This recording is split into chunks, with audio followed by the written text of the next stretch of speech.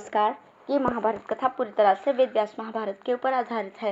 यदि आप इसका निरंतर श्रवण करते रहना चाहते हैं तो इस चैनल को सब्सक्राइब जरूर कर लें और आगे आने वाली सभी पॉडकास्ट के नोटिफिकेशन के लिए बेल आइकन को भी जरूर से प्रेस कर दें।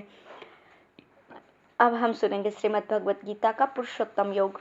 श्री भगवान बोले, आदि पुरुष परमेश्वर रूप मूल वाले और ब्रह्मा रूप मुख्य शाखा वाले जिस संसार रूप पीपल के वृक्ष को अविनाशी कहते हैं तथा वेद जिसके पत्ते कह गए हैं, उस संसार रूप वृक्ष को जो पुरुष मूल सहित तत्व से जानता है वो वेद के तात्पर्य को जानने वाला है। उस संसार वृक्ष के तीनों गुणों रूप जल के द्वारा बढ़ी हुई एवं विषय भोग रूप कौपलों वाली देव, मनुष्य और तिर्यक आदि योनि रूप शाखाएं नीचे और ऊपर सर्वत्र फैली हुई हैं तथा मनुष्य योनि में कर्मों के अनुसार बांधने वाली अहंता, ममता और वासना रूप जड़ें भी नीचे और ऊपर भी सभी लोकों में व्याप्त हो रही हैं। इस संसार वृक्ष का स्वरूप जैसा कहा है वैसा यहाँ विचार काल में नहीं पाया जाता, क्योंकि न तो इसका आदि है न अंत है तथा न इसकी इच्छा प्रकार से स्थिति ही है। इसलिए इस अहंता, ममता और वासना रूप अति दृढ़ मूलों वाले संसार रूप पीपल के वृक्ष को दृढ़ वैराग्य रूप शस्त्र द्वारा काटकर उसके पश्चात उस परम पद रूप परमेश्वर को भली भांति खोजना चाहिए, जिसमें गए हुए पुरुष फिर लौटकर संसार में नहीं आते और जिस परमेश्वर से इस पुरातन संसार वृक्ष की प्रवृत्ति विस्तार को प्राप्त हुई है उसी आदि पुरुष नारायण के मैं शरण में हूँ। इस प्रकार दृढ़ निश्चय करके उस परमेश्वर का मनन और निधिध्यासन करना चाहिए, जिनका मान और मोह नष्ट हो गया है, जिन्होंने आसक्ति रूप दोष को जीत लिया है, जिनकी परमात्मा के स्वरूप में नित्य स्थिति है और जिनकी कामनाएं पूर्ण रूप से नष्ट हो गई हैं, वे सुख दुख नामक द्वंद्वों से विमुक्त ज्ञानी जन उस अविनाशी परम पद को प्राप्त होते हैं। जिस परम पद को प्राप्त होकर मनुष्य लौटकर संसार में नहीं आते, उस स्वयं प्रकाश परम पद को न सूर्य प्रकाशित कर सकता है, न चंद्रमा और न अग्नि ही। वही मेरा परम धाम है। इस देह में ये जीवात्मा मेरा ही सनातन अंश है और वही इन त्रिगुणमयी माया में स्थित मन और पांचों इंद्रियों को आकर्षण करता है। वायु गंध के स्थान से गंध को जैसे ग्रहण करके ले जाता है, वैसे ही देहादि का स्वामी जीवात्मा भी जिस शरीर को त्याग कर देता है उससे उन मन सहित इंद्रियों को ग्रहण करके फिर जिस शरीर को प्राप्त होता है उसमें जाता है।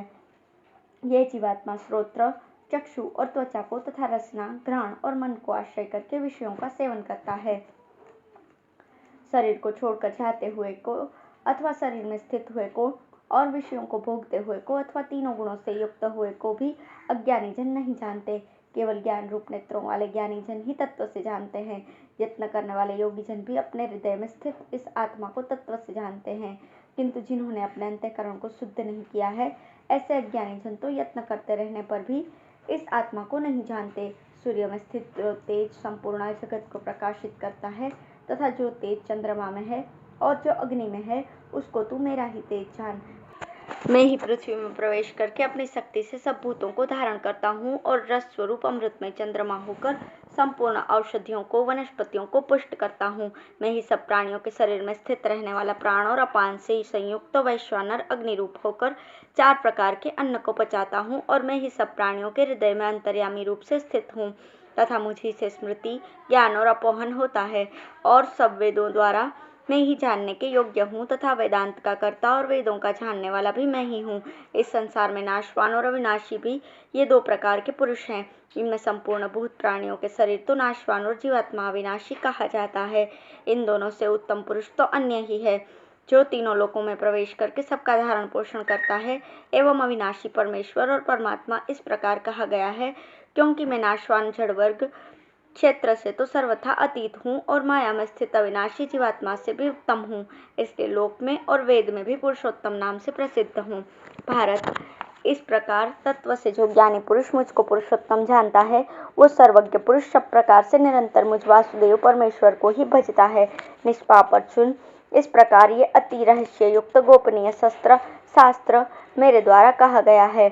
इसको तत्व से जानकर मनुष्य ज्ञानवान और कृतार्थ हो जाता है। धन्यवाद।